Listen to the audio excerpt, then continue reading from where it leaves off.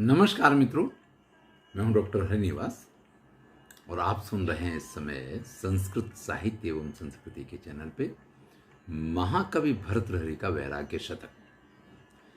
मातर मेदिनी तात मारुत सखे तेजः सुबंधो जल भ्रातर व्योम निबद्ध एस भवताम अग्रे प्रणामांजलि युष्मत संग वसोपजात सुकृतो द्रेकस्फुर निर्मल ज्ञानापास्त समस्त मोह महिमा लिए परे ब्रह्मणि।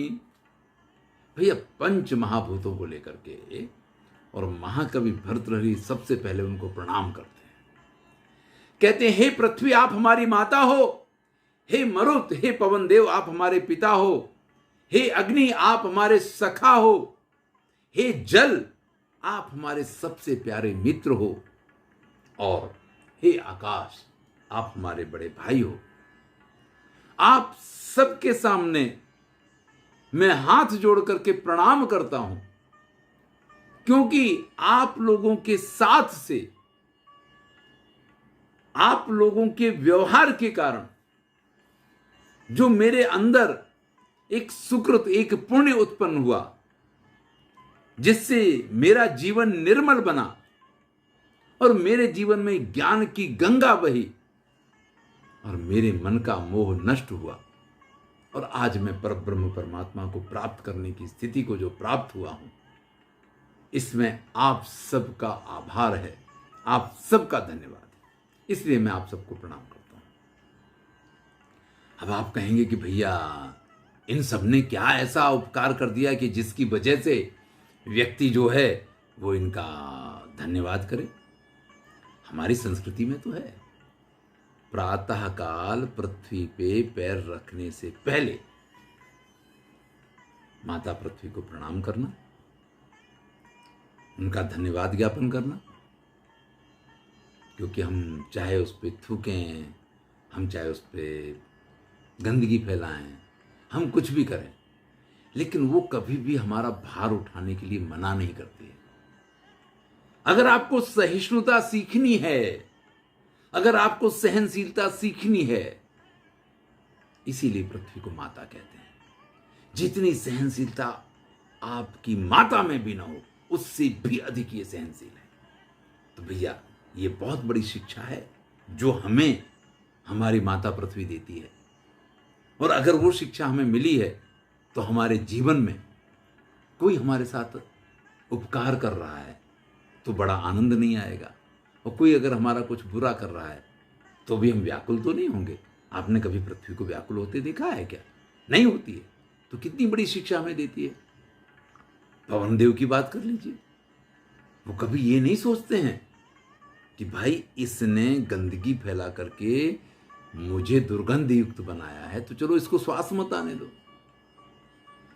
वो हर व्यक्ति को इस संसार में जीवित रखने के लिए जिस ऑक्सीजन की जरूरत है वो उस तक पहुंचाते हैं। ये पिता का कार्य है कि उसकी संतति जिंदा रहे, उसके भरण पोषण के लिए जो भी जरूरी है वो सब एक पिता जो करता है, पवन देव वो सब कुछ हमारे साथ करते हैं।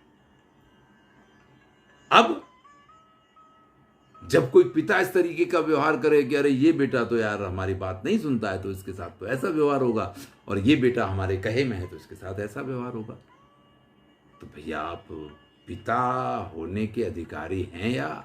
ये तो सोचना पड़ेगा। क्योंकि पिता तो कैसा होता है? पवन देव जैसा होता है, जो कभी बालक क्या कर रहे हैं इस चीज पे ध्यान नहीं देते हैं, जो हमेशा इस चीज पे ध्यान देते हैं कि बालक कैसे जीवित रहे, कैसे सुखी रहे, संसार में किस प्रकार से उसकी यात्रा सरलता से चलती रहे। और जिस पे पवन देव गुस्सा हो जाते हैं, भैया आपको पता है, श्वास नहीं आई तो कहानी खत्म हो जाती है। तो वो भी हमें बहुत बड़ी शिक्षा देते हैं। तेज अग्नि है जो, उसको सखा कहा है, मित्र कहा है। आप देख लीजिए, आपके जीवन का हर छोटा बड़ा कार्य अग्नि के बगैर नहीं चलेगा।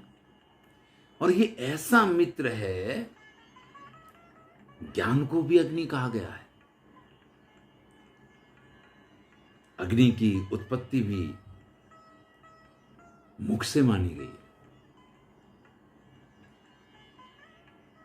क्योंकि सबसे ज्यादा अगर ज्ञान प्रवाहित होता है तो मुख से ही प्रवाहित होता है। तो अग्नि जो है वो प्रिय सखा है, क्योंकि वो हर समय, हर स्थिति में, जन्म होगा तो भी और मरेंगे तो भी, और सारे जीवन हमारा साथ देते हैं। जल को सुबंधु कहा है, सबसे प्रिय मित्र है। हम कुछ भी करें, हम कैसे भी करें, जल हमारा साथ देता है। किसी को शाप देना है तो भी जल के छींटे मार सकते हो। कोई बेहोश हो जाए, किसी को होश में लाना तो भी जल के छींटे मार सकते हो। आपको किसी को प्रभावित करना है तो अपनी आंखों में जल ला सकते हो।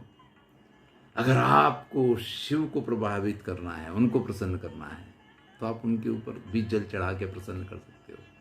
प्रातःकाल सूर्योदय होने के समय आप अगर सूर्य को अर्घ देते हैं तो उससे भी, तो ये जल भी आपके जीवन के लिए सबसे बड़ा प्रिय मित्र है। 4 दिन खाए बिना चल जाएगा, लेकिन पिए बिना 1 दिन भी नहीं चलेगा, जिसके बिना रह ना पाए। और आकाश जो है वो तो बड़ा भाई है। देखिए, हम कहने के लिए तो अपने अधिकार दिखाने लग जाते हैं।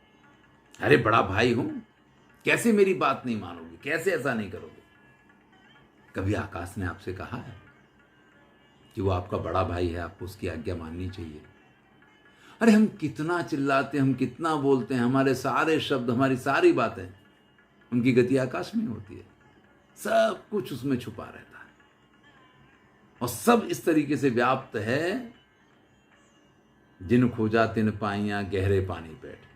अगर आप अभी भी ध्वनि तरंगों को आकाश से कैच करते हैं तो अभी भी बहुत सारी चीज़ें ऐसी हैं जो आप यहाँ बोलते हैं और मोबाइल पे सामने बैठा हुआ आदमी अमेरिका में आपकी बात को सुनता है। ये 5 के 5 तत्व जो हैं, ये पांचों महाभूत जो हैं, ये जीवन में हमें इतनी बड़ी बड़ी शिक्षाएं देते हैं कि उनकी इस शिक्षा के माध्यम से जो व्यक्ति समझदार है, जो व्यक्ति बुद्धिमान है, उसके अंदर पुण्यों का उदय होता है, मन निर्मल हो जाता है, ज्ञान का दीप जल जाता है, मोह महिमा सब भंग हो जाता है और वो ब्रह्म को प्राप्त करता है। और जो ब्रह्म को प्राप्त कर रहा है इन सब के समागम के कारण, वो इनका धन्यवाद व्यक्त करता है। तो महाकवि भर्तृहरि ने यह बड़े ही सुंदर शब्दों में इन 5 महाभूतों के नाम से हमें उनसे किस प्रकार की शिक्षाएं प्राप्त होनी, इस बात को बताया है। और उन शिक्षाओं पे अगर हम चलते हैं तो हम मोक्ष को प्राप्त कर सकते हैं, इस बात को भी यहां समझाया है। धन्यवाद। मैं हूं डॉक्टर हरिनिवास। आनंद लीजिए। अच्छा लगे तो मित्रों के साथ शेयर अवश्य कीजिए। धन्यवाद।